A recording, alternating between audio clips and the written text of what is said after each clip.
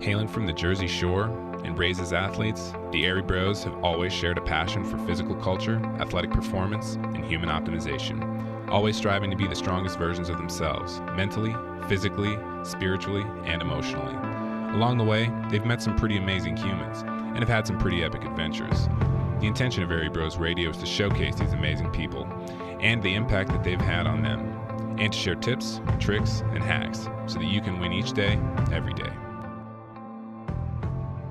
You're listening to Airey Bros Radio. Be there or be square, because it's all killer, no filler.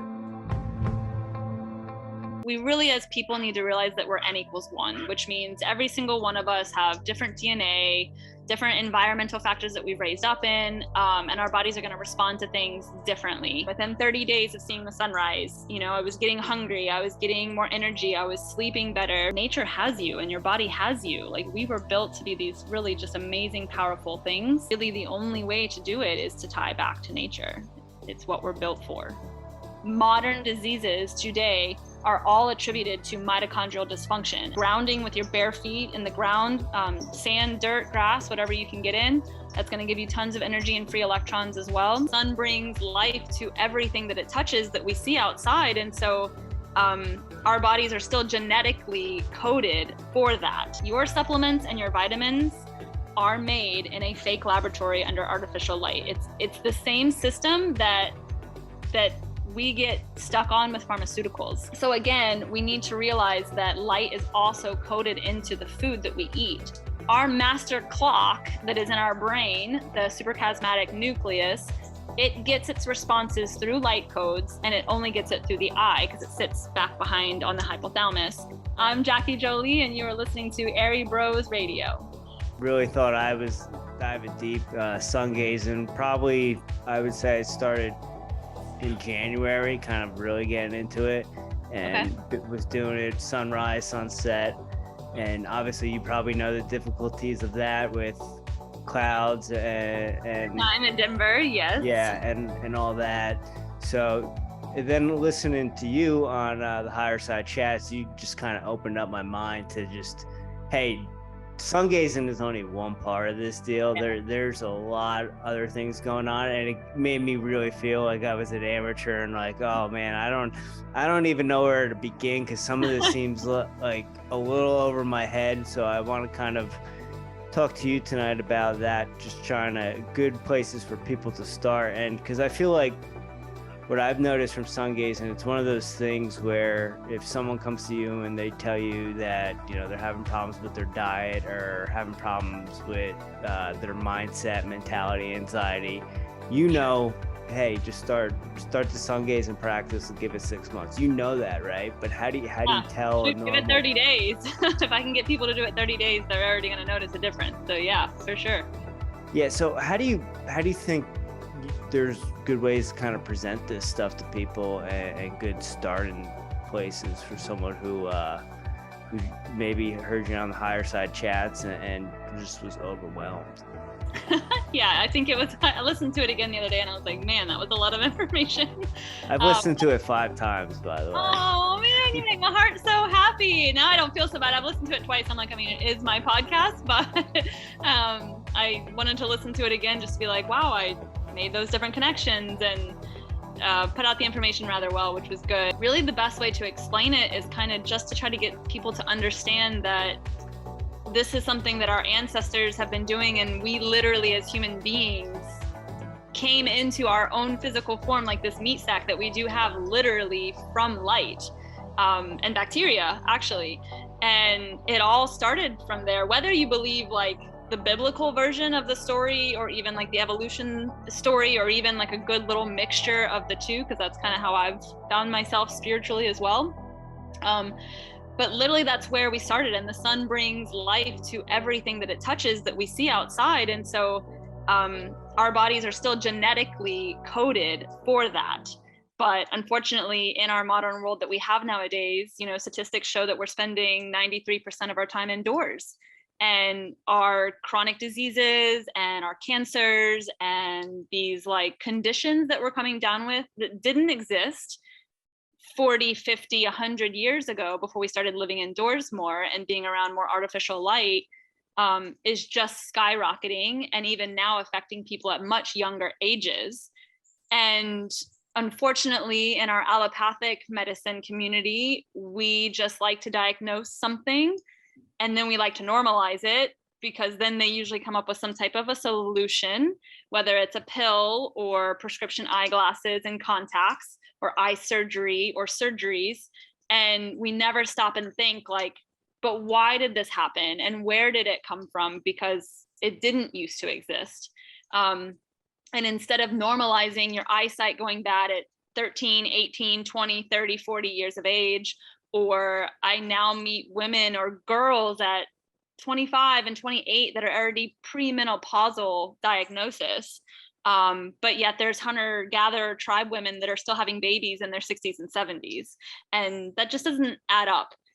Same thing with skin cancer. You know, they always want to blame the sun on that, but yet we're spending more and more time indoors now, and skin cancer is still on the rise. So that also doesn't add up. So I like to bring some of those statistics in front of people because it's something that they can understand. We all see that we're more sick and people are on more pills and more diseases, and they feel helpless. They don't really know what to do. They can see that that's true. And when you show them some of those statistics and then also say, but hey, wait, like 100 years ago, you know, your ancestors were living outside, or even if they had a house or a teepee or a village, they still only had candles and firelight. They didn't have fluorescent light bulbs. They didn't have tech screens, and they weren't staying indoors. They had farms to take care of and land to take care of. I like to kind of start there because I like to try to find something that can just make sense for people and something that they can kind of grasp onto. There are tons of quantum physics and quantum science of all of this that still goes over my head. But when you can break it down into something that people can just go, yeah, you're right. Like I know somebody with high blood pressure that's on statins and having issues from the pills. I know people that, you know, their doctors tell them that they have high cholesterol and now they're not eating any fats and they're going to a plant-based diet, but now they're even worse, and have infertility. You know, I know somebody that, you know, everybody in my family wears prescription glasses and their eyesights are getting worse and they're 15, 18, and 25 years of age. So I like to kind of start there just to notice like, what is the truth and the reality that we're living in at the moment? But then let's start asking better questions of how we ended up here. And then giving the solution of, guess what? It's so easy and basically free to fix it. And your body will do it on its own, which is super empowering and freeing if you just connect back to light and nature. And some of it's hard. I'll still have people that go, oh, I loved your message and I really want to try, but I'm not a morning person. But they've never seen the sunrise, right? And I was the same, you know, sleeping until 8, 9, 10, 11 o'clock in the morning, never hungry in the morning.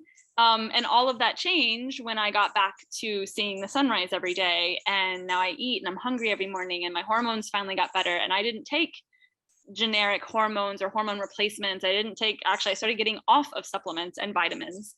And that's a whole nother like flipped diagram too of, okay, I don't want to take allopathic medicine. I'd rather go the natural route, which I was always like that anyways. But then I spent $4,000 or $5,000 a year for like 4 or 5 years trying to heal my health naturally. And yes, some supplements and vitamins can help.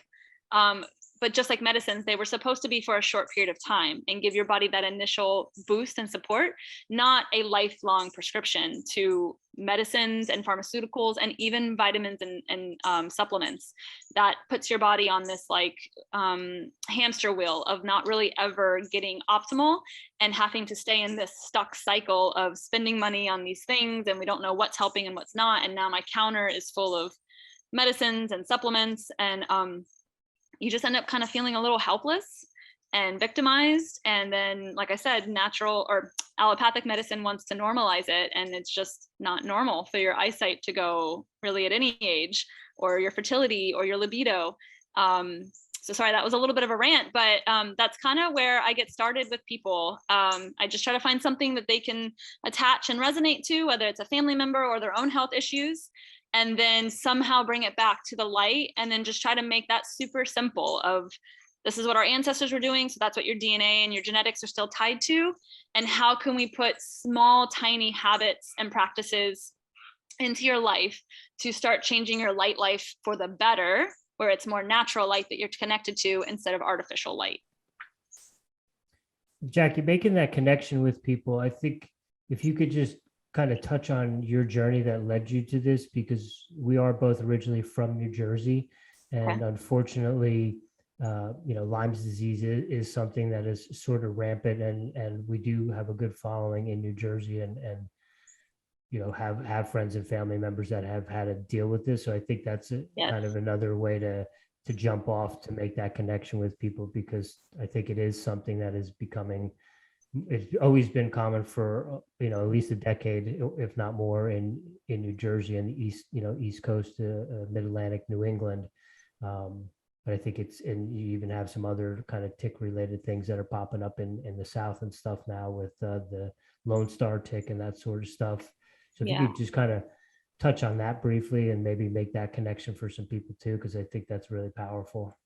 Yeah, sure. I've been trying to connect with some local Lyme groups too, to try to get, my webinar or to come have a talk with them as well. Because even in the Lyme diagnosis nowadays, when I did my research on it, so I did have Lyme disease 3 years ago, and that's kind of how I got on this whole path and found out about light and healed myself anyways from Lyme disease. But even when I was learning about it and researching on it, I found out that you don't even have to have a tick bite you. You could have a mosquito or another bug that has somehow carried the bacteria with them that can bite you. And then what is really interesting, and I do think ties into the light a whole lot more, is I've met people that eventually have all these weird health symptoms and issues. And after a long, long period of feeling bad, doing this test, doing that test, somebody will eventually test them for Lyme, and it will come back positive that they have Lyme disease, but they have no recollection of ever having a tick or having anything issued. And a lot of the quantum doctors that I've worked with and studied under now, they'll actually tie like non-native EMFs, so our 5G, our Wi-Fi, our Bluetooth, to actually reducing what we call our redox potential. And we can get into that a little bit later if you'd like. And once that's lowered, you're actually open to any type of viruses and bacteria and toxins that come in even more. Your body's very weakened. That's kind of like our big defender shield that we can build with light, is our redox potential. And that was truly my story. When I got Lyme disease 3 years ago, I did have a tick, and I had a tick bite about 3 months before I started feeling symptoms. And I thought I was rather healthy. I work on horses for a living, so I was already outside every day. I thought that I got good light. I worked out, I rode horses. I already was eating a pretty paleo-based diet. I considered myself rather healthy compared to like the standard American diet or the standard American. But there was lots of things once I learned about the light story that made sense that I did to myself to reduce my redox potential. So for the people that are listening to Lyme, they're either going to love this statement or they're going to hate it, or it's at least going to open up their mind to start questioning. I should have been able to get bit by 10, 20 ticks every year, and never come down with Lyme disease if my redox potential was optimal. So instead of this victimhood of I got bit by a mosquito or I got bit by a tick, and then I've come down with this disease and now it's helpless because doctors don't know about it, or they make you think it's part of your mind, or it's not a true thing. It is an actual virus. I'm not denying that, because I had it and I had symptoms. But our bodies are super strong and super wonderful at protecting itself. And so if you have your redox potential optimal, you should be able to come in contact with Lyme disease or COVID or, any type of toxin, mold and things like that, even your Wi-Fi and your Bluetooth. And your body should be able to handle it a little bit better than what we're currently doing, but it's because we're staying indoors more.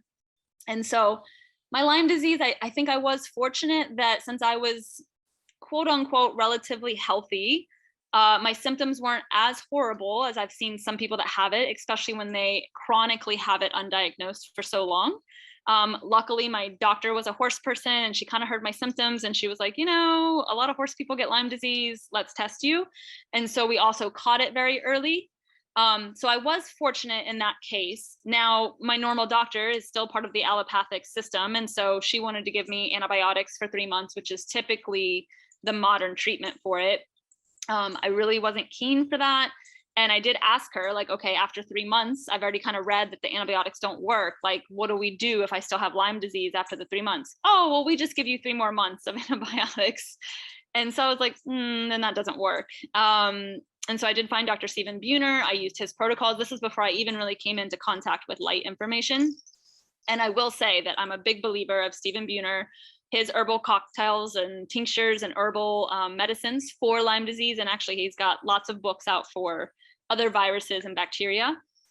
I do believe that assisted my body in killing the Lyme. But at the same time, because of my redox being low, I already had some low hormone, low libido, things that were already occurring, and the Lyme just exacerbated all of that. So even once I killed the Lyme, all of my blood work came back with hormones on the floor. My doctor wanted to diagnose me as premenopausal and put me on replacement hormones at 35 and said that I was going to be on them for the rest of my life. And so I was like, no, I'm not going to do that either.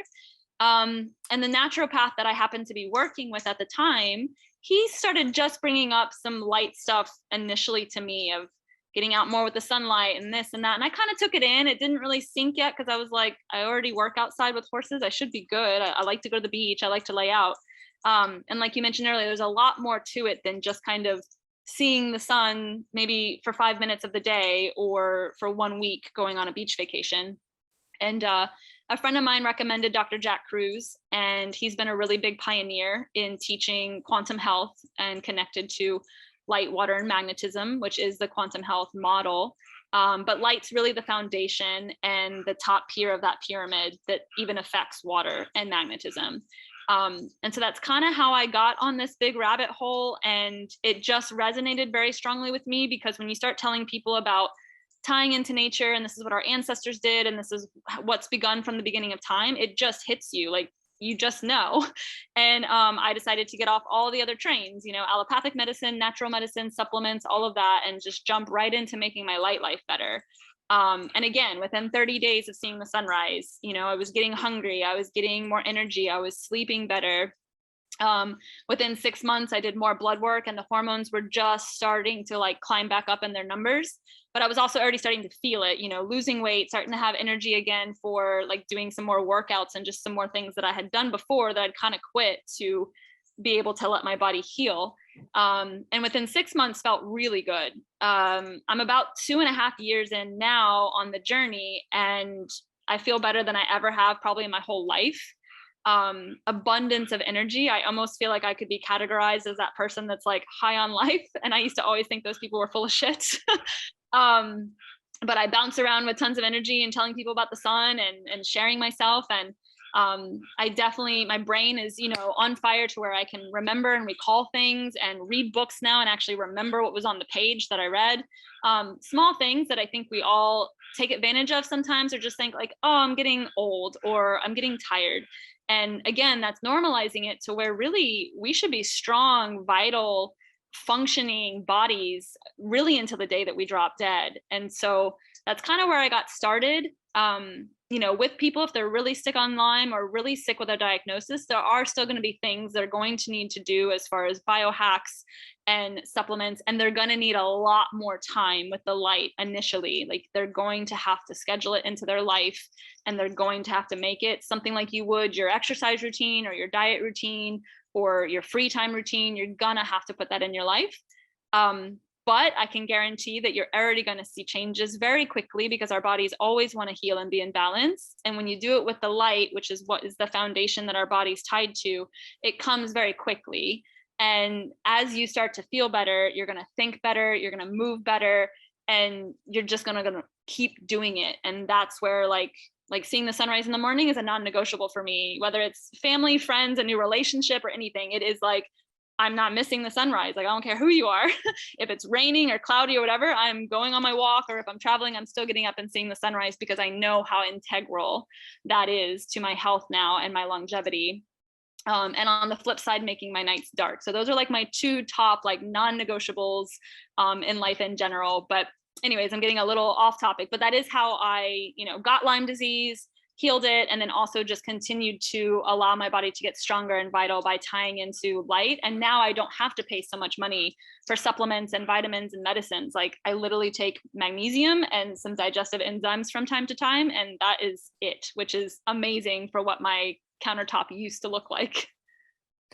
So there's a lot of things there that I was trying to take notes on that I definitely want you to speak on a little more. You had mentioned non-negotiable, you're seeing the sun every morning. Yes. And that's kind of where I'm at now. I started working a job in the summer where I work nights, but I'm still up in the morning because I tried a week trying to just get sunset, and sunset is like not a thing here in Denver, especially in the summer. So I was, I'm up. But to add to that, and when you said when it's raining or when it's cloudy, do you still feel that there is some benefit to kind of being out there in the atmosphere and just kind of getting that on your skin, still seeing, you're not seeing the sunlight, but you're still seeing light? And also, I had heard someone even talk about like being able to activate your third eye or meditate through your third eye, like when you close your eyes. So that's something I kind of do when it is cloudy. Do you do anything like that? And what is your practice? Is it the same, the sun's out or if it's cloudy? Okay, yeah. So first and foremost, because I get this question, it's probably the most popular question I get right now about cloudy days, rainy days, days where it's not super bright, especially like I have lots of people asking from England or Washington and, Denver areas that sometimes in the winter, it's going to be more gray. I used to live in Kentucky. So the wintertime, like December to March, was gray all day, every day. I couldn't stand it. And now I know why. But the great thing about light, and so photons are the little packets of energy that come from the wavelengths of the sun and the moon technically too, but we're going to talk about the sun today. They expand. So if you think about putting yourself like in your dark bedroom, for example, and if you were to shut your door, but let's say the hallway light was on, that light is still going to come under that crack of your door and illuminate some, right? It's not going to illuminate the whole room, but you are going to get some illumination underneath that crack of your door. And that's just a good example to kind of understand that photons and light expands. And it's a nice thing because in our modern world, we can create little cheats where if we're in a rush one day or we are working certain different jobs and we need to kind of find those small ways that we can get that light in. Yes, number one, optimally would be to have the sun shining bright on our skin, as much skin exposed as possible, no sunglasses, no contacts, and getting that light. However, there's going to be days where we have rain. Like right now, it just stopped raining in Louisiana and we're having rain all week long. So don't talk to me on Saturday because I'll be sad and grumpy until the sun comes right? out. Oh, that is so true. So true. Like right now, I'm like, I'm missing the sun. But when you have clouds out, whether it's raining or it's just a cloudy day, you're actually getting a ton of the red and infrared waves, which again, like you only get those in the morning and in the sunset, of only red and orange. Now, you do get red and orange throughout the whole day. It's present in our spectrum about 43% throughout the whole entire day, but you get a larger substance of it at the sunrise and at the sunset. But for the rest of the day, it's still good to go out because the light spectrum is changing throughout that day from sunrise all the way to sunset. And so even though it's cloudy, you're still getting infrared and red light wavelengths that are going to come through. Now, yes, a lot of the blue wavelengths and the UVB gets blocked. And then in wintertime up north, you don't even get UVB that comes through. Some of us down south do still get some of that in the wintertime. So yes, it's always still optimal to go outside no matter what the weather is, what time of day it is. You still want to get your eyes and skin exposed to that changing of the time zones with the spectrum. And so just like you said, you tried to only see the sunset, which is great. Like you still got that light, but it's still, the sunset light is still going to be a different coding than the sunrise light. That's going to tell the body like, hey, it's morning. We need to start making your cortisol and your adrenaline and your sex hormones to give you energy and get you going for the day. And so it is still important to make sure that you get out, and sunrise is like the most important. So even if you're working nights, I've told people like Dr. Jack Kruse does say, like, even if you just get up for the sunrise and get 10, 15, 20 minutes of it and then go back to sleep, that is okay. I still wouldn't recommend it of like an everyday thing. But if you have certain jobs where you're working maybe 2 nights of the week, and want to do that in the morning just to be able to still get that sunrise in those codes, and then maybe go back to sleep for an hour or two, and then still try to get up and get your day going. If you want to take a nap later in the day or something, maybe try to find those ways to fit in your schedule. As far as the third eye, like, there's probably no scientific research articles behind that, but yes, we do have the pineal gland, which is a anatomical structure that has been proven that is here. And on the spiritual side, we call that our third eye. And our master clock that is in our brain, the suprachiasmatic nucleus, it gets its responses through light codes, and it only gets it through the eye because it sits back behind on the hypothalamus. And so that's kind of where it's directed, behind the pineal gland. So you do actually want to get that light hitting your eyes, and it is going to activate those juices there in your forehead and behind the eye to help activate that. And the pineal gland has been proven, even just scientifically, on an anatomical structure to help with thyroid function and cortisol regulation, blood pressure regulation. And so just even on the science side, there is a health factor there. On the spiritual side, of course, we already know a lot about activating third eye and meditation. And that is all going to happen from the sun. Actually, in my last podcast that we did with another person, they asked about pot too. And I forgot to mention that, you know, we do have natural endocannabinoid receptors in our body, and the sunlight actually activates those as well. So you technically get high on the sun. And that's why the sun makes you feel so good. It releases those endorphins, it releases serotonin and dopamine, all those happy hormones that we have to feel good and be motivated and to do things. And so yeah, so basically for that question, like, you always want to get out no matter what.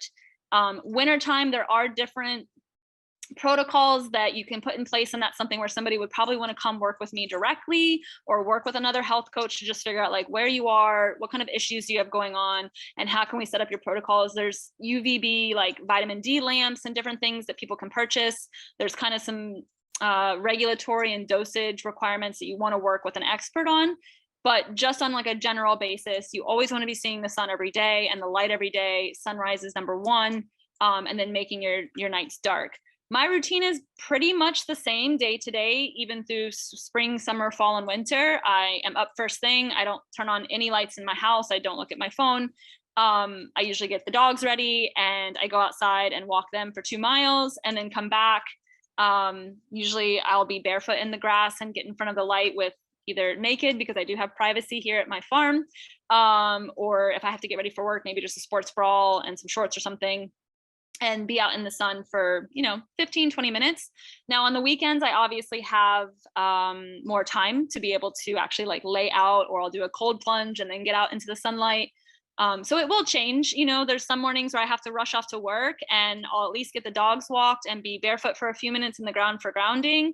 And then while I'm in the car headed to a farm or a barn, I'll have my sunroof open and my windows down, and then still allowing that light to come in. I really try, once you learn all this stuff, you realize how important light really is, how powerful it is, and how many years have we gone without having it on our skin. So I try to have light present. Like even right now, it's starting to get a little dark, as you can see, and I'm still sitting with my laptop at my outside door, so I can still be outside I'm not going to get a pretty sunset tonight, but I'm still getting the light that's changing, telling my body it's going to be dark soon. So I think that answers all of the questions in that one.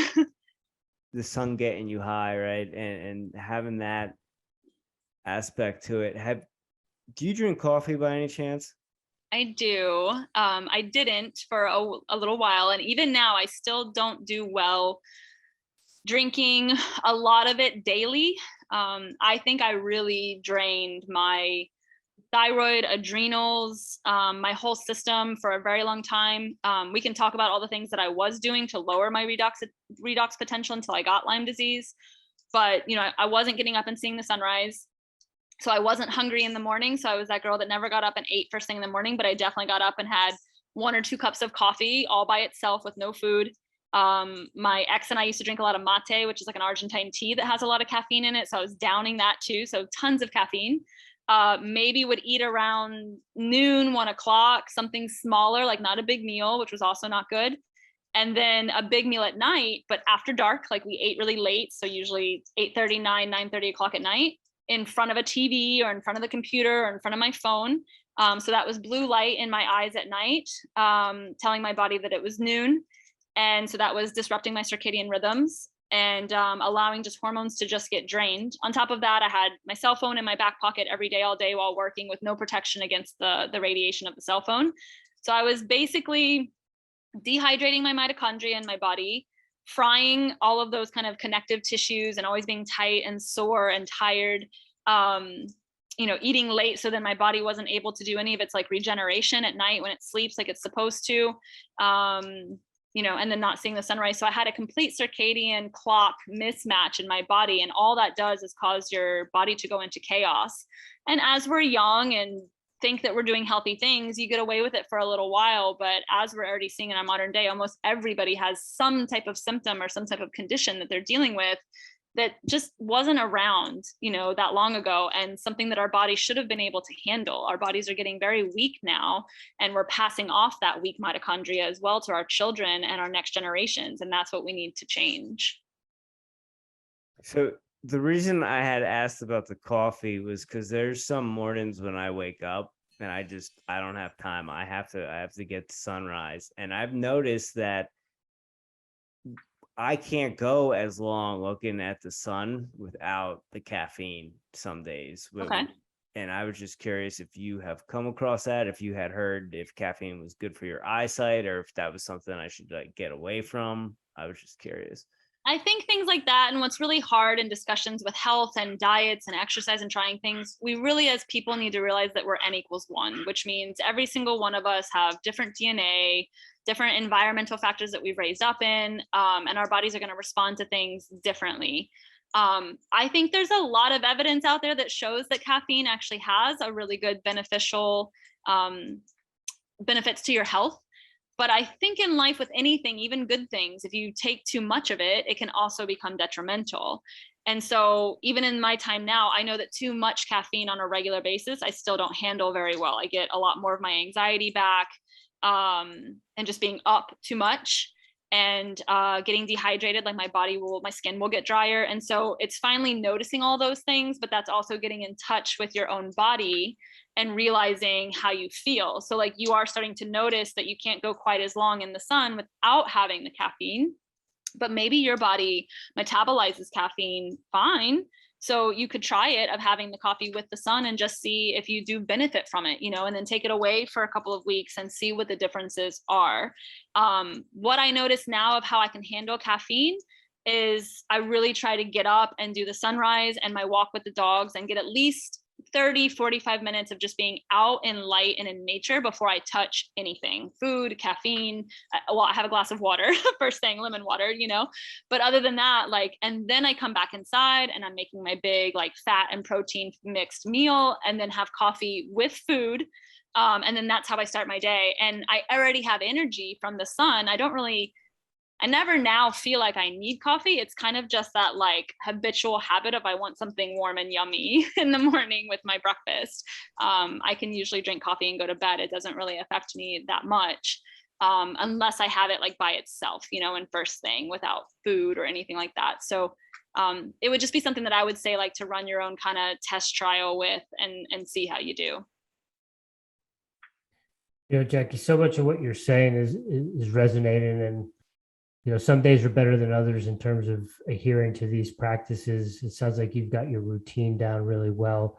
I'm curious, in terms of, your walk and getting out for sun up, is that something where you're strategically mapping, you have a specific route that has allowed you to get more sunlight or have a perspective of the sun coming up? Or is it just a matter of the people being out for that time of day? Yeah. So again, it's just the photon expands. And so you have that light. Where I live, I'm out in the country. So in my backyard, I have a big tree line. So I don't have a horizon shot of the sunrise. Now, what's nice is across the street from my house is just a big cow field. So there is a horizon there. But as our globe moves through the winter, through the whole year, right now, the sun is still coming up in my backyard behind the trees. So, but in December, January, and February, it will have moved over to in front of the cow field. And so I'll actually get a nice horizon shot of the sun coming up there, which will be great. So in the winter time, I do change my routine up a little bit. I'll usually go out to my front yard. I can't be naked then, but I'll be in, you know, like a sports bra and shorts, barefoot, and I'll usually go out and like squat on the grass for as long as I can, 10, 15 minutes, and get that initial sun rising on the horizon. That's more of like my sun gazing, because I can actually look right at it with it coming up on the horizon, and then come back inside, get the dogs, go for a walk, come back and do breakfast and coffee. So again, there's going to be a lot of places where people can't get a horizon shot. It doesn't have to be that perfect model. You know, I was just at the beach for the weekend. So yeah, every morning I got to have a really nice horizon shot of the sun, which is great. And I encourage people, if they can take advantage of that, or on the weekends, if they know a spot that they can go and see a horizon shot on a mountain or something, yeah, go do that, just even for the fun and the adventure and a change of scenery. But again, it doesn't have to be in that perfect aspect. Like, you still just want to get out there and get your eyes and skin exposed to that time of day. And once the sun is kind of hitting, you know, almost close to that 30-degree angle, most of the time your yard or somewhere is going to get a ray of light coming down. And so if you can get into that spot, like I have that in my backyard now in the morning, by the time I get back with my dogs, and like I said, I'll go sit in that spot squatting 10, 15 minutes and then come inside and make my breakfast. But really at the end of the day, it just matters to be out seeing that light at that time of day, because that's, our bodies already respond to it faster than we even know it's catching it. So it's just important to get that time of day. Okay. I was just curious because when I do my walks, there are certain, like live in a hilly neighborhood. So I try to time it so that I'm like cresting a hill as it's kind of coming through the trees in the horizon, so I can, you know, get some sun gazing in, but then also continue on with my walk. So I was just curious. Yeah. All of that is fine. All of that's fine. Okay. And, you know, it's so interesting. You talk about people just not being aware of things like having their cell phone in their back pocket, because it's so common. I mean, you could walk out in public and see so many people with their phone in their back pocket on their butt. And same thing with sunscreen, you know, but when you talk to people about, you know, no, I don't wear sunscreen, or, you know, I don't wear sunglasses, or no, I try to avoid keeping my phone in my pockets at all times. And there's just, I don't know what it is about that, or like the EMF, that is just, to some people, you just come across as like a crazy kooky person for being aware of that sort of stuff and trying to protect yourself from it. It's just because nobody, you know, are people of authority that we pay attention to on the news or in our government, or our doctors. They don't, well, our doctors don't know, the others know. And they have to tell us in ways, but they don't put it on, you know, mainstream. Like, if people were to actually go look at their iPhone or Android manual that comes with the phone, they tell you to keep it away from your body. There was enough testing that they were forced to do, you know, through FDA or whatever the regulatory organization is, to where they know that they don't want you having it right up against your head or right up against your body. And so even in the manual, it tells you, each one's different, but I think they say at least like 6 to 12 inches. But most people don't know that. And I mean, the cell phone companies aren't telling you. And when you go buy your cell phone, they're not telling you, and your doctors aren't telling you. And who goes and reads their manual? I didn't. You know, most of us don't until we come across this information. And so it is hard to get that across. And people do think that it's kind of weird, because again, in our paradigm of health, some of the symptoms that we're going to get from mitochondrial dysfunction are all stuff that's very common to people now, you know, headaches, migraines, sore muscles, tension, anxiety, depression. And we all just think that all that's normal now, you know, quote unquote normal, because I'm getting older or we have a stressful life. And it's just not true. And I just hope that with this information, and then when people try it little by little and they feel the differences, it will hopefully get them into the practices of doing some of the other things. You know, just keeping your phone on speaker or using the wired headphones, I don't feel is a really big inconvenience. I do fight with the wires every time I want to put in the phone and talk, but for my health, I don't care. Like, it's worth it to feel this good. And that is the sad part. I just don't think that people know anymore what it feels like to feel really good. And that's sad. And it's something that we need to change. And really the only way to do it is to tie back to nature.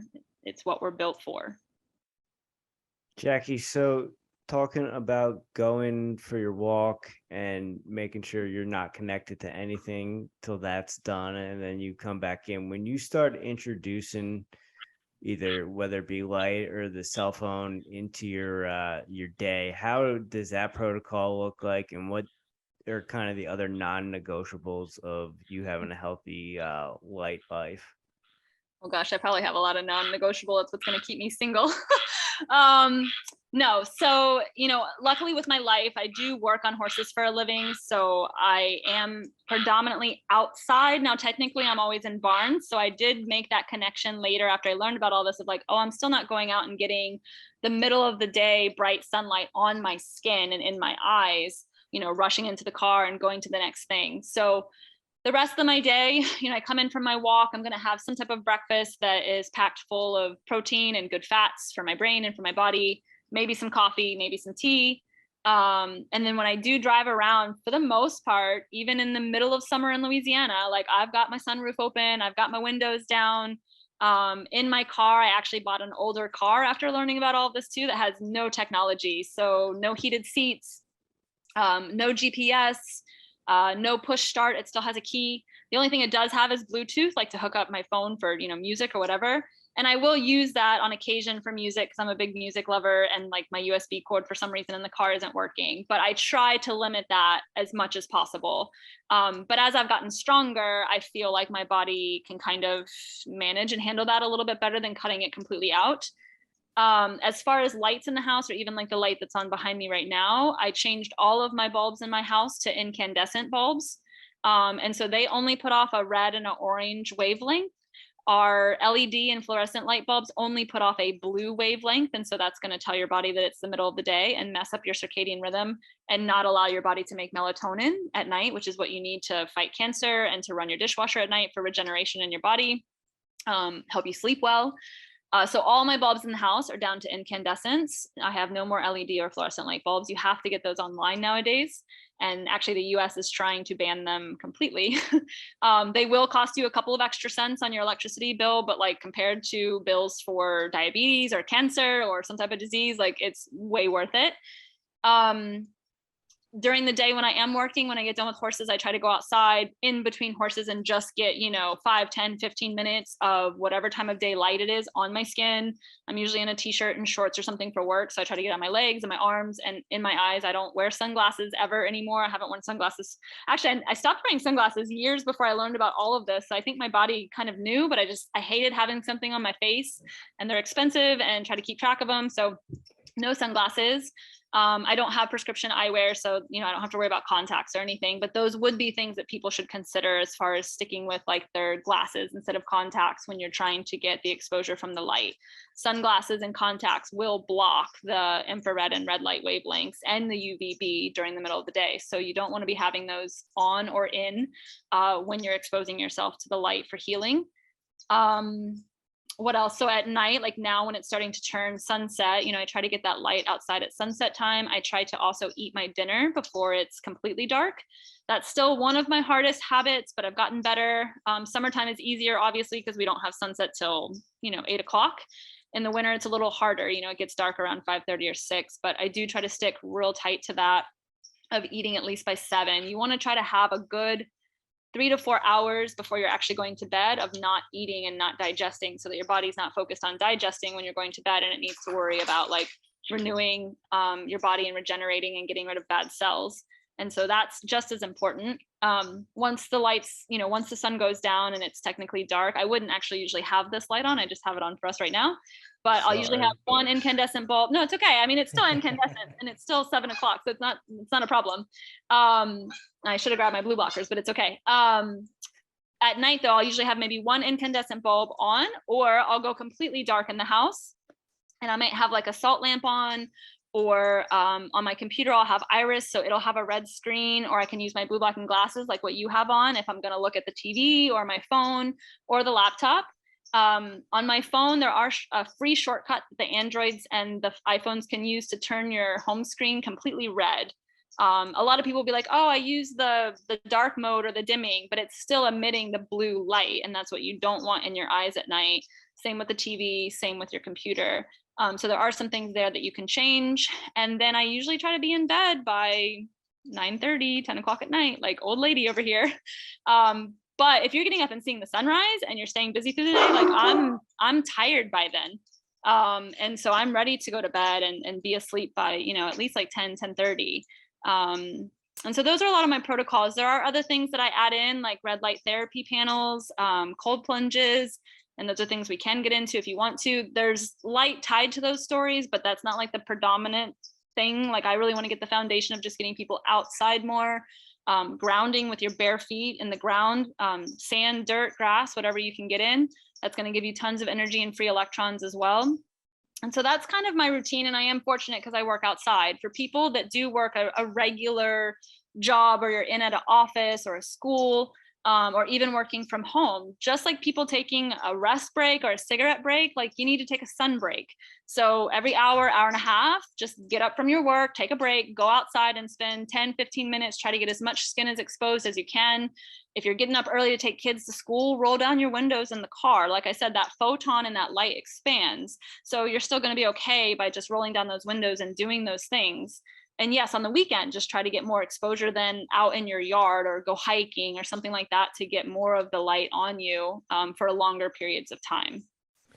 Jackie, you mentioned your nutrition kind of habits in terms of trying to eat after you've done your morning routine, and then trying to get everything in before the sun goes down. But I also heard you talk about how even eating out of season can also mess with your circadian rhythm. And could you just touch on sort of that sort of importance, and maybe, I guess it depends depending on where you live in terms of what's available seasonally, but yes. Are you talking just in terms of like fruits and vegetables and produce, or is that proteins, and does that encompass everything? It encompasses everything. Luckily for most of us, you're going to be able to find meats during the wintertime, and that would still be normal compared to our ancestors. And again, to try to get this information to people, one, I try to tie in that idea of what would our ancestors have eaten 100 years or more ago, when we didn't have grocery stores and technically didn't really have like farmers per se. Like they were farming, but again, because of location and not having the ease of grocery stores and trucking, you normally had to farm locally. So for example, if you guys were living in Colorado 100 years ago with no grocery stores and you were farming, tell me anything that's going to grow outside in the middle of winter as far as vegetables and fruits go. Nothing. So again, we need to realize that light is also coded into the food that we eat.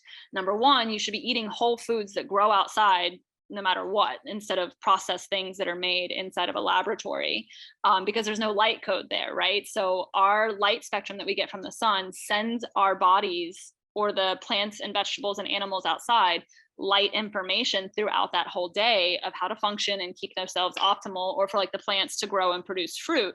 But that only happens certain times of the year with lots of UVB light. So yes, maybe down in tropical areas, you're still going to be able to get away during the middle of winter of maybe eating some fruits and vegetables because they can still grow down there. And I think some people could probably do okay on a more plant-based diet closer to the equator, but most of us do not live in Mexico or close to the equator. So again, you're going to need to know that your fruits and your vegetables and your food all have light codes in them as well. And that is respondent to the time of the day and the time of the year. And so technically that would mean in the wintertime, our ancestors only had prey to really hunt and get for food, and maybe like some root vegetables or some squashes, mushrooms, maybe, certain things that can handle some of the harsh frost and freeze. And so like for me, luckily in Louisiana, I do still have UV light that comes in during the winter. So like in January and February, I can still get away with a few oranges and grapefruit here and there, which is great for the vitamin C. I'll still stick to a couple of like sweet potatoes and squashes, butternut squashes, spaghetti squashes. Those things will still technically grow here through the winter, so I do okay. But most of my wintertime goes almost strictly carnivore. So I'm basically eating just meat, fats, and seafood. And so seafood's super important too. Even if you live in Denver, technically you wouldn't have seafood naturally available there, but it is still a protein and it's full of DHA, which really helps your electricity run well in the body. for healing and staying vital. So for people that do live in really wintry places, I really suggest upping your seafood game during the winter, especially like your shellfish, which has a lot of DHA. So that's your oysters, your shrimp, crabs, lobsters. And then fish is still good too. Your salmon roe, like your fish eggs and stuff, those have really high dense amounts of DHA in them as well. And you can mix them in with some stuff if you don't like eating them by themselves. And then as far as on like the meat base too, of bringing organs back into the game. So I never had organs as a kid, even though some of our ancestors and grandparents ate organs a lot. Our ancestors actually revered organs. That would be what they would eat first after they killed an animal, because they realized how powerful they were and how good they were for us. And I'm sure they probably spoiled first too. So that was probably another reason. But the organs and the fats are actually, if you watch a tiger or a lion or some type of predator eat an animal, they will actually eat the organs and the fats first, and sometimes they'll leave the rest of the protein meat for like the next scavengers. So it's very interesting to watch that, because we're really technically no different. And so those parts of the animals are really important for us. Our brain functions off of fat. And so incorporating good, healthy butter and lard and all the things that, like, you know, our ancestors that were farmers ate and never had high cholesterol and never had heart issues. Hunter-gatherer tribes that are still around today, which there's not many, none of them suffer from any of our modern diseases, but they're eating whole foods that are seasonal and they're outside all the time. And so that shows you the difference in the tie of how we're living and how our health is compared to how they're living, how we used to, and their health is benefiting. So it's really good to tie into that, you know, like if you live in New York and it's December, should you eat a banana? It's probably not going to hurt you to have one banana in the winter. You know, we also have to remember in life, you got to have mental balance, and to have the perfectionism idea, sometimes you can overstress yourself, and that's not healthy either. But to just realize that in the winter, if you live in New York, fruits and bananas and dates and, you know, apricots are not usually going to be available naturally in that area. So try to keep those to the minimum or completely eradicate them, so that it's not creating a circadian mismatch in your body, even by just eating those foods. When it comes to weight loss, when it comes to sun gazing and sun protocol, is that because your circadian rhythm is kind of getting back in order, or is that or because your light code, because you're getting the light code as well, or does one not have to do anything with the other? No, they're both the same thing, actually. Okay. So the light code is what's telling your body what time of day it is and what time of year it is, dependent on what light is available. And so, you know, up north in the winter, you're not going to have UVB during the middle of the day. And so, and it's cold, you're going to get that cold exposure on the body as well. So the body's going to know that it's wintertime. So what does that mean? It means food is scarce, and really we should be losing weight in the winter and we should be gaining weight in the summer, and we do the exact opposite because of aesthetics. And so, you know, that's like what all the hibernating animals do. You know, they eat all the fruits and the veggies and the berries to the whole winter. And I mean, like, I think bears gain like 1,000 pounds in the summer or something like that, and then they hibernate all winter, living off of those carbs and that fat that they've accumulated, and they lose so much in the winter because food is scarce. And so we should technically do the same in diet, but then also with losing like the weight and tying to the sun, it's because when you get up and see that sunrise first thing in the morning, that light code at that time of day is telling your body, okay, it's morning and we've got to get everything functioning and rolling, because all of our systems work off of clocks. And then it's working off that master clock that I talked about that gets all of its codes through the eyes. And once you have all that syncing and running on time, then you are like a well-oiled, like Ferrari engine that can handle everything. You can handle the heat in the middle of the summer. You can handle the winter and the cold weather at winter. You can deal with toxins and viruses better because your body is going to be able to build that immune system and your microbiome by getting your belly in the sun. And so the light code is the same exact thing as, you know, just that timing of day with your circadian rhythms. And most modern diseases today are all attributed to mitochondrial dysfunction. And the only way mitochondria get dysfunctional is by having a circadian mismatch. And the way that you get circadian mismatch is by not having your light codes in proper order. And so when that is mismatched, like you're not seeing the sunrise every day, your body is constantly trying to play catch up. I always like to tell people in my seminar, like, if you have one of those days where you wake up and you're kind of just like 20 minutes behind from whatever reason, your clock's reset or you woke up late or no alarm or whatever, like, what does that day look like for you? You know, you start rushing around and you have anxiety and you might get frustrated at things and irritated people. You might not eat right and you're just rushing and you're so stressed out. And at the end of the day, you're just like completely wiped energy wise. And even maybe for the next day or two, your body still kind of feels like it's trying to like catch up on that, right? So inside our body is doing the exact same thing when our circadian rhythms day by day by day by day are mismatched. It's constantly trying to catch up. And then we add on top of that all kinds of shit, you know, alcohol or staying up late or, you know, drugs or whatever. And then we have all these toxins on top of our body. We eat late, so then the body's trying to digest when it should be trying to regenerate and allow us to anti-age. And so it's just this constant chaos that's going in the body. And in the beginning, I don't think a lot of us noticed it until we did get sick, until we got cancer or we got an autoimmune disease or became infertile or became diabetic, even if you're skinny or fat. And we don't know where that came from. And again, now we're normalizing those things, even for people in their teens and 20s, which is absurd. And it really just all ties back to the circadian rhythm being mismatched. And so your body is in this constant chaos and trying to catch up. And the only way to fix that is to reset your clocks. And the only way to reset your clocks is seeing the sunrise and making your nights very dark. Yeah, you know, there's nothing worse than the feeling of waking up and thinking, I just need to get through the day so I can get back into bed. Yeah, right. Right.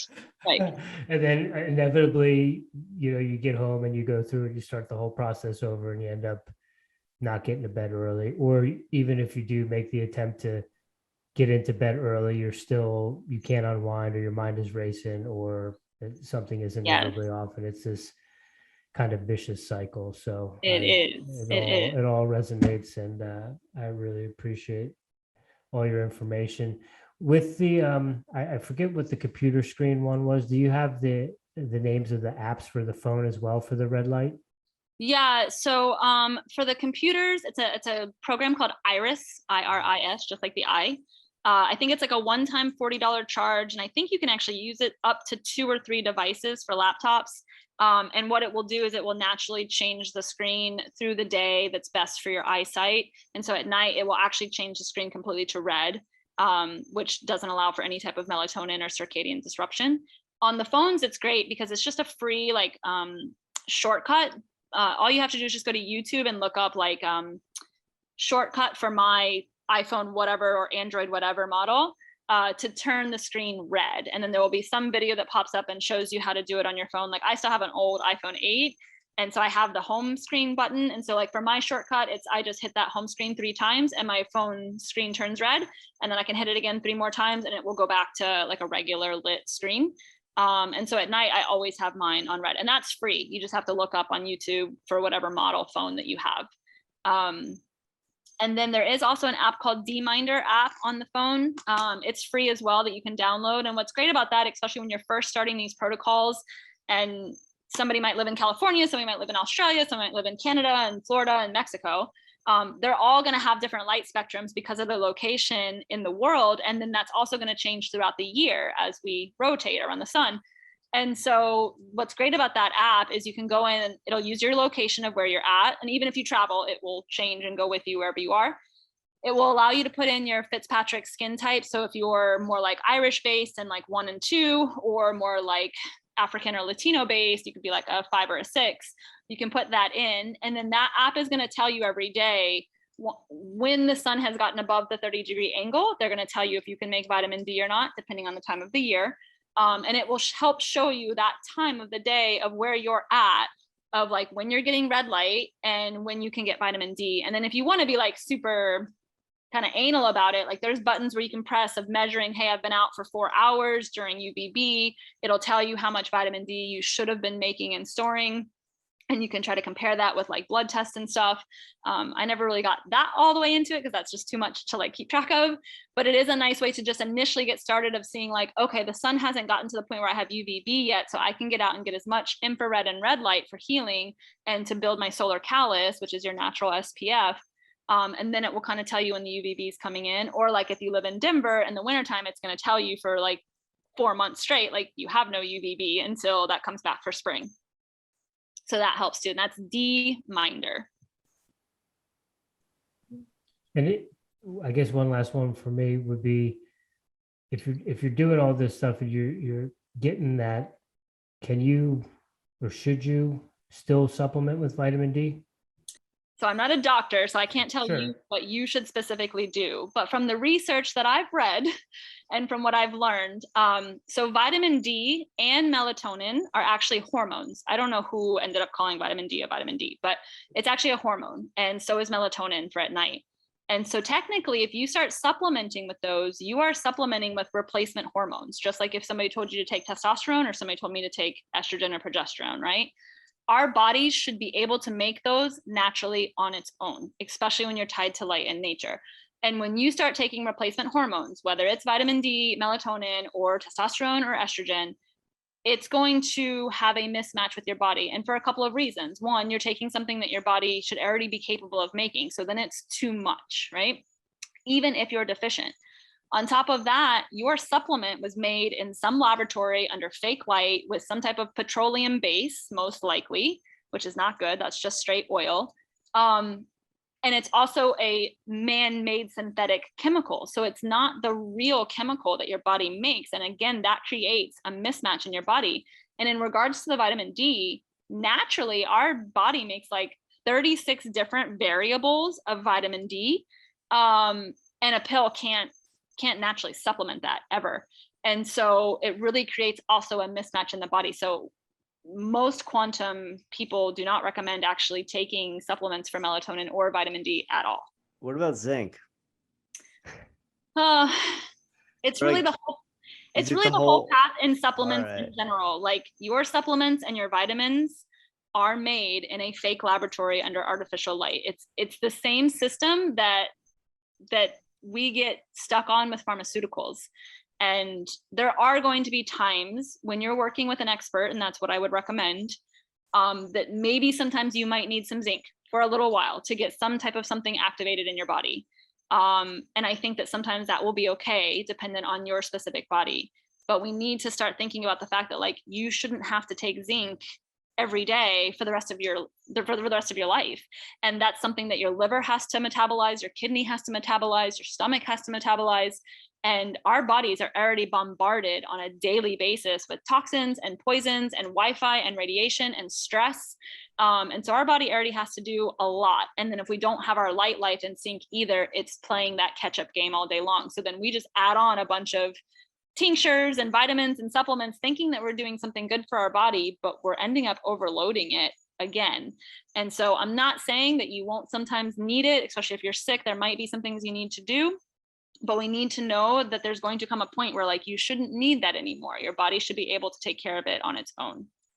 Like I said, the only thing I really take is magnesium, because we do really blow through magnesium a lot in our modern life with stress and everything that we are bombarded with. And it's a very important, it's almost like that little magnetic piece in our body that keeps everything kind of like electronically connected and flowing well. And it has so many precursors for all of your other systems to work correctly. And again, just with stress alone, we really blow through magnesium. And so it helps with sore muscles, it helps with sleeping, it helps with brain function, thyroid, I mean, it helps with so many things. So I do take a magnesium supplement still, and then I do take some digestive enzymes every now and then just to kind of help with being so meat-based. Not that it's a bad thing. I just dealt with so many issues before that I'm still fully finishing the healing of the gut, and the enzymes help with that from time to time. I needed to hear that. This conversation. Yeah, it's a hard pill to swallow. Yeah. No, it's interesting. When I first started noticing side effects, my appetite just went away, and it went to a point where I was like, do I really need to eat right now?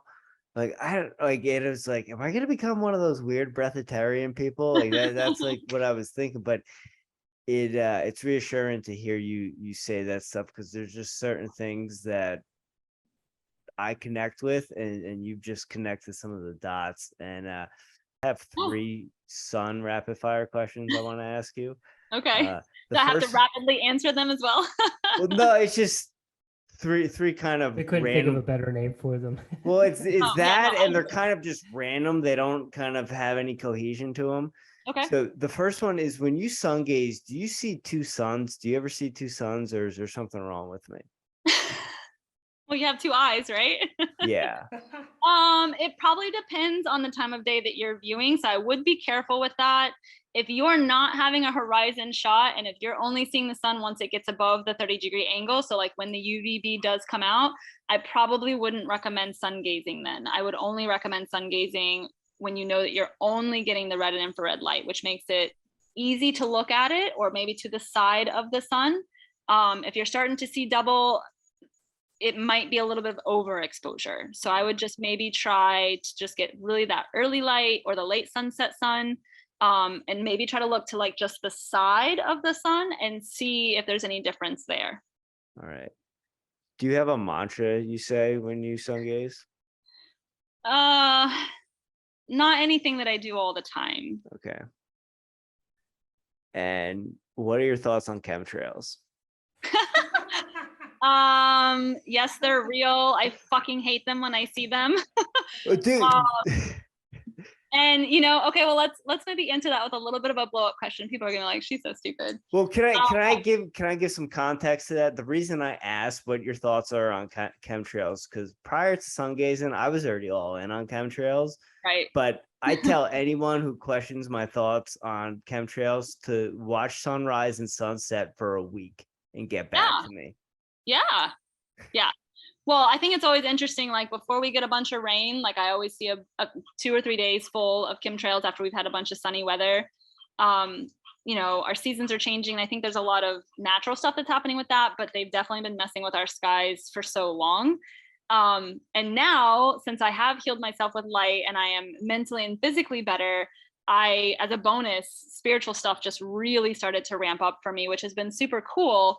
And so I just have these wild thoughts while I'm outside looking at the sky and hanging out. And I've even this is going to be wild, but it's chemtrails if you brought that question up. But like sometimes I look at the clouds and I'm like, are they real? Yeah, I think the same thing. Thank you. Because I'm like, I know that's a weird thing to think, and people will be like, what? But when you look at like old artwork from like some of our Egyptian ancestors and stuff where they drew, or Native Americans where they drew stuff on the walls, you never see clouds depicted on any of those carvings. Like there's no paintings with clouds in them until more modern times. And so I'm just like, did we not have clouds really before? And they're so interesting. And I feel like in the last few years, they've gotten funky looking. And now granted, I haven't been outside like paying attention until I have been the last 2 years. So maybe it's just that. But in respect to that answer, maybe that will blow people's brains too and be like, that girl is cracked. But I don't know. It's interesting. But the chemtrails are horrible and I hate seeing them. And I don't really know what our answer is there to try to avoid it. That's my answer. Yeah, when I see them in the morning, it's funny. I'm going to center myself and be at peace, and I start seeing the chemtrails, and I'm MFing someone, and I hate you, like all that, and I don't appreciate clouds as much as I used to. When you get the clouds blocking the sun, and sometimes you get some really cool colors and stuff, but I don't appreciate them as much as I used to. That's for sure. No, for sure.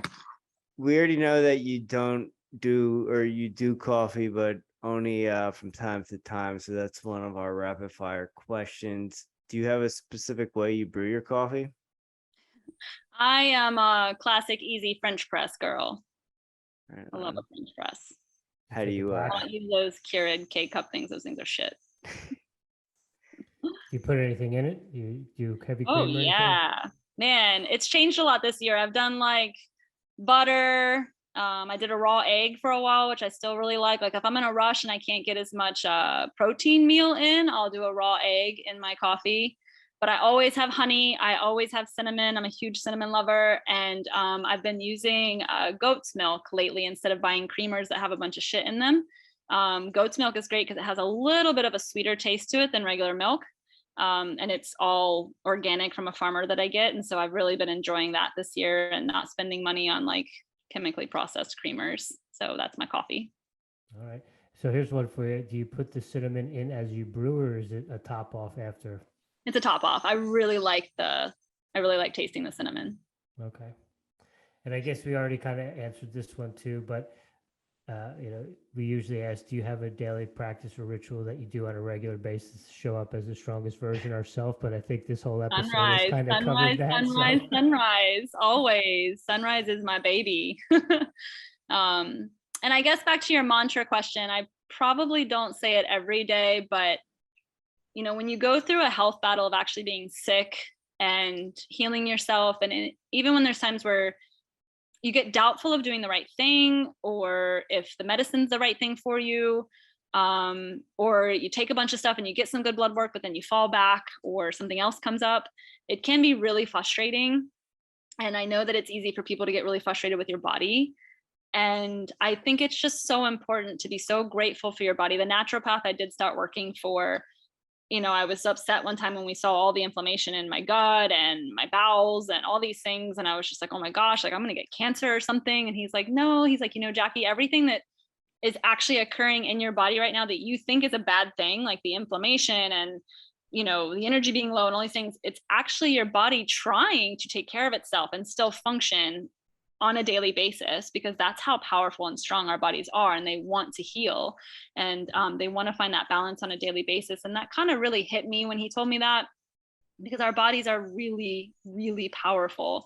And I think that's something in our modern days now too, that they either on purpose or just what has occurred, but to make us feel more helpless and to make us feel like victims, that these things are put upon us. And then we need a pill, or we need a vitamin, or we need this next diet, or we need this next trend. And nature has you, and your body has you. Like, we were built to be these really just amazing, powerful things.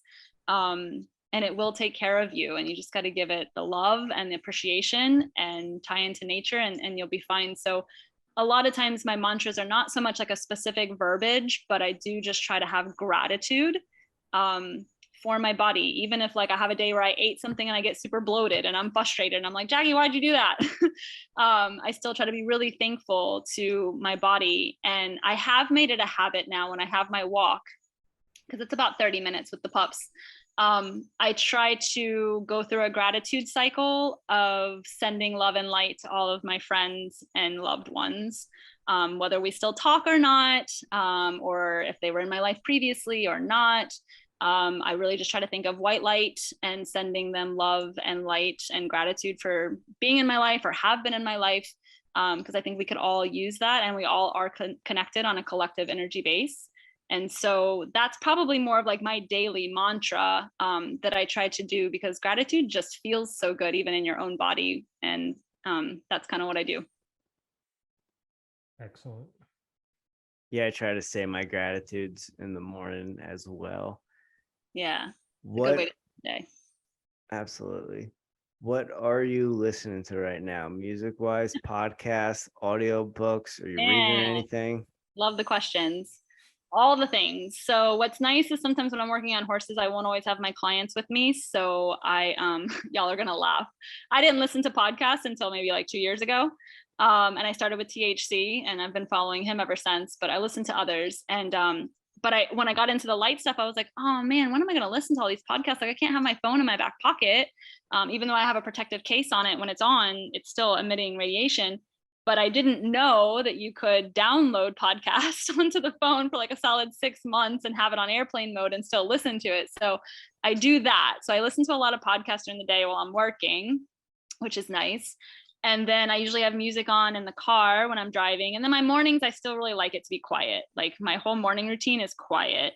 Obviously working out, I need music for stimulation and motivation. And I'm a big just like, I like all music, but I'm a very big like loungy techno acoustic kind of listener. House. So, yeah, house music. Like, I love Bonobo. He's actually coming to New Orleans soon. Mixes, Latin mixes that come into all that. And so that's probably my favorite go-to, because it's just nice background music that's not too distracting, but can have a good tempo if you want to be up, or can be very calming if I'm just here working or want something a little bit quieter. So that's usually what I listen to. Books, I don't really do a lot of audiobooks. It's hard for me to get into that. I'm still like an old style book reader. And shit, I have probably like 50 books laying around the house with like another 20 on my Amazon list to buy, just because of free time to have to read. But and I have so many interests. So that's hard. But actually, I just read a book over the weekend when I went to the beach, and it came off of the THC podcast. Robert, I forget his last name, but the book is something about amnesia, people of amnesia. And I don't know, the whole book, it's only like 100 pages. So I was able to get through it quickly, but it's all based off of really the idea of having civilization start all over the world at one time, instead of all of us coming from Africa, which is the current theory. And it was really fascinating and really opened up my mind to just how long we've been on this planet, because of all the things that we had to learn to even get to the point of where we are now. So yeah, that was a cool book. Do you have a go-to podcast other than Higher Side? He's definitely the one that I really look forward to and like listening to. You know, Greg does a really great job of being thorough and having a variety.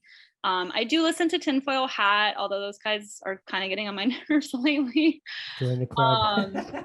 Yeah, it's just a shame, because I don't know if you heard the recent interview where they brought Greg on to talk about just what's going on in the modern world, and Greg kind of put them on the spot. I felt like look, like we have this platform, we should be using it to help people. And I do just feel that most, especially in the conspiracy theory realm, like we just like to sit around and talk about all the stuff that has occurred and all that's wrong. But if you don't give people a path or another option, then how can you not get mad about, well, we're not doing anything? And that's kind of the point where when I wanted to decide to get this message out about the light, I was like, I'm going to go to the conspiracy theory like realm, because it hasn't been tapped, it hasn't been touched. And I really believe that us tinfoil hat wearers are free thinkers and think outside the box. We know when truth hits. We're also going to go out and do the research or try the protocol or method to see if it works. And then if it does, we're pretty big on like sharing it with anybody that we know or that will listen to us. And so I just thought it would be a really cool way to spread the message. And that's where I think a lot of other podcasts do sometimes, including Tinfoil Hat, like fall short, because they just like to really say the same thing over and over again and complain about the problems. And if we don't give people a pathway or an option for something else, I mean, we make our reality, so we can screw this old narrative and paradigm and make our own. And what a great way to start doing it, by going out and healing yourself with like the sun that's free. And then people will continue to do that because they'll have energy to be able to unite and get together and go forward. Man, that was a rambling answer. But so yeah, THC. And then I do listen to like a lot of health podcasts, quantum-based things. There's a girl, Carnivore Yogi, and she has a podcast that I'll listen to. She has some pretty good people that come on. I was listening to Paul Saladino for a little while, but he's getting pretty eccentric lately and saying a lot of the same things. And so I kind of have a nice little mixture. I still like listening to some of the woo-woo, like fantasy stuff. Ryan Bledsoe, I don't know if you guys know the Bledsoe family. I figure with you and stuff. Yeah. So I have started listening to his. Sometimes it's kind of just like, oh, these two boys are just like shooting the shit and I won't listen to it. But some of them are very interesting, especially because I like that Ryan, being raised under a very strict religious home, which I can relate to, he went out and found and researched the information, even through like majoring for it in college. And then just with their own family's experience, I think it's very cool how all of that has tied into, you know, we all are tied to the same one that's out there, whether you want to call it God or Allah or Buddha or source. And really like now learning what I learned, like, I think the sun is the son of God. Like, that is actually what they meant, which is wild. Like if I said that to my dad, it would like blow his brain because he feels super religious. But it makes just so much sense. And even with the scriptures on it in the Bible, like it makes a ton of sense, but that's a whole nother soapbox for another day. Well said. Couldn't have said it better. I think all of us on here kind of feel the same way about sort of the conspiratorial podcasts, and Jimmy and I have been saying it for a long time. We wish people need to start talking about solutions and not just the problem. So yeah, that definitely resonates. With that being said, do you have a favorite conspiracy theory? Have you gone down the Tartaria rabbit hole? Have you seen Bigfoot in the swamps of Louisiana? Not yet. I believe that all of it exists for sure. I also got really close to a good friend over the last year, then she's a medium. And that has helped me with my faith so much, to know that I have like this just team and tribe of angels and fairies and all these things that are there for me that I've talked to and learned from, and they've helped me along the way. So I think that's super cool. And how much more fun is life to like think that it's magical like that. You know, I was raised up on Never Ending Story and things like that. So I still like a lot of the political conspiracy theories, just to kind of know what's going on. And so like the JFK assassination is very fascinating to me, especially because I got to meet Judith Baker about a year and a half ago. Greg interviewed her a while back, but she was Lee Harvey Oswald's lover. And she was also helping make the polio vaccines right here in New Orleans. And there's a whole like unsolved murder mystery case with it. And I have met her in person and read both of her books now. And like, that's where a lot of this crap, like vaccines and everything, initially kind of started.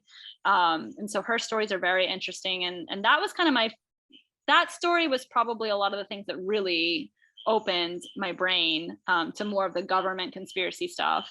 I think the Tartaria stuff is interesting with like the world fairs, and to just think about how long we have been here. And then to read that book and even just think like, you know, a spark of light is how we get started anyways. When the sperm enters the egg, like it's a spark of light of the soul entering with zinc into the body. And what if we did actually have like some type of big bang or something to where the sun was created from God or source as the son of God, and then bacteria that was around the world at different times just started making humans at the same time, but in different locations. You know, it's kind of been shown that sometimes on a collectiveness where like for example, you know, Thomas Edison creating the light bulb. Well, he's the one that ended up getting all of the fame and fortune for it, but there was actually like 2 other people around the world that were working on the same exact thing and just didn't get it out at the same time or didn't have the right connections. And I think things like that are really fascinating. So I don't know much about the Tartaria. I know that Sam on Tinfoil talks about it a lot, so it's good to have some other interviews. I really like people that get on and talk about Egypt and some of the pyramids and the Aztecs. I really like ancient civilization stories, because that's the history that we never got and never will get. So I really like those topics. And that all kind of ties back in, because a lot of those cultures, you know, the sun was a very prominent piece of their cultures. Oh yeah, absolutely. Jackie, mention some of the stuff you just mentioned. Have you ever heard of Dolores Cannon? I have heard of her. Yeah. Yeah. She's like she did hypnotherapy, and she would discover people's past lives and stuff. And a lot of stuff you said kind of made me think of that. And she also talks about lost civilizations, people who were at Atlantis and stuff. So if you ever want to kind of get into some really fantastical stuff, check that out. I'll look her up. Okay, well, I want to ask you guys a question then. It's something that I ask everybody now, including new suitors. Why do you think we're here, us as human beings? Like, why do you think we're here? I am a beam of light here to spread light. Right, I like that. I can dig that. What do you think? I'm still searching for that answer. That's brought me to the jungles of Peru for ayahuasca ceremonies, and hey, you know, I haven't done that yet. I'm still trying to figure out what the purpose is, and I've also had conversations with coworkers in the past and stuff that have attended things like Landmark and those sorts of things, and you know, they poo-poo the idea of purpose, and I just don't get down with that. I definitely feel there is a purpose, and my mantra these days is kind of leave it better than what it was when you got there. I like that. I like that. Very cool. Thank you. Yeah, absolutely.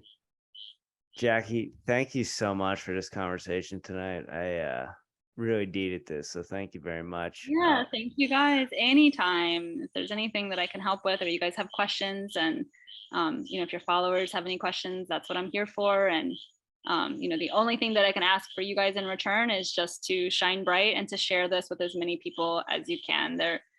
it can sound complex and there is a lot of science and things behind it, but if you can literally just get the sunrise and making their nights dark, it will make huge differences. And so just that alone is easy sometimes to get across. And so that's the only thing that I ask in return, is to please share the light as much as possible with anybody that will listen. Where can the folks get in touch with you? Where can they find you? Where do you want them to find you? And I know you have They want you to come.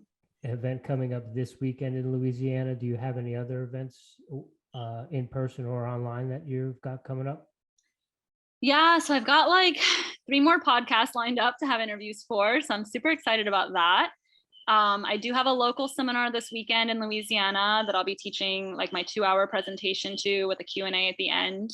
I will probably have Zoom webinars monthly now, as things are starting to pick up as far as followers, starting in October. People can find me. I do have a website now. It's lightshapes.life. So you can contact me on there. I have some basic just information of what Light Shapes Life means. All of my upcoming events are on there. As I get podcasts posted and aired, they will also go on there to give you guys exposure and for people to just find the interviews easily. I also have a resources page that we just got up this week. So that will have books that people can go to start reading, scientific articles based off of light, Wi-Fi, all of the things, some health tips of what to do for changing your light life. So the website will be a really nice area for people to go for just information or contacting me. And then I do have an Instagram page. It's Jolie, Jolie _EN_SOL. So Jolie in Soul. And I'm usually posting daily or every couple of days, just free information based off of light. Sometimes we talk about food. Sometimes we talk about EMFs. Sometimes we talk about grounding. Sometimes I'm sticking it to the man. And so just try to have a good time and talk about that. And so people can either find me on the website or on Instagram. And I'll have a couple of more webinars and seminars coming up, and I'm very open to any possibilities. If people want to start having retreats where we can get people into a good program of seeing the sun in the morning and have me there in person, where we do cold plunges and make a big barbecue, because also it's very important for us to find our tribe as well. I think in the last 2 years, we've really learned how divided and conquered they're trying to make us, and lonely. And that's also a magnetism. There's light that we put off, and we feel that when we're around people, and we need that. We're social beings. And so it's very important to find your tribe and connect and be out in the light while you're doing it. And so I'm definitely open for if people want to bring me to your facility to hold a seminar or a clinic or some type of retreat. So if that sounds like something that you resonate with, just contact me on my website and we will try to co-create something with it being based around light. Thank you, Jackie. Thank you, Jackie. Thank you guys so much. Pleasure. It's been wonderful. Thanks for all the fun conversation. It's always such a joy to meet new people. And again, reach out if you guys have any questions. And thanks so much for the opportunity. Absolutely. Thank you. We'll be in touch, and we'll be getting you that Airey Bros bump. So hopefully we'll get some Jersey people that'll be contacting you to talk about sunlight for helping them with their Lymes and whatnot. Great. Glad to hear it. Thank you guys so much. Have a wonderful evening. You as well. Take care. Bye.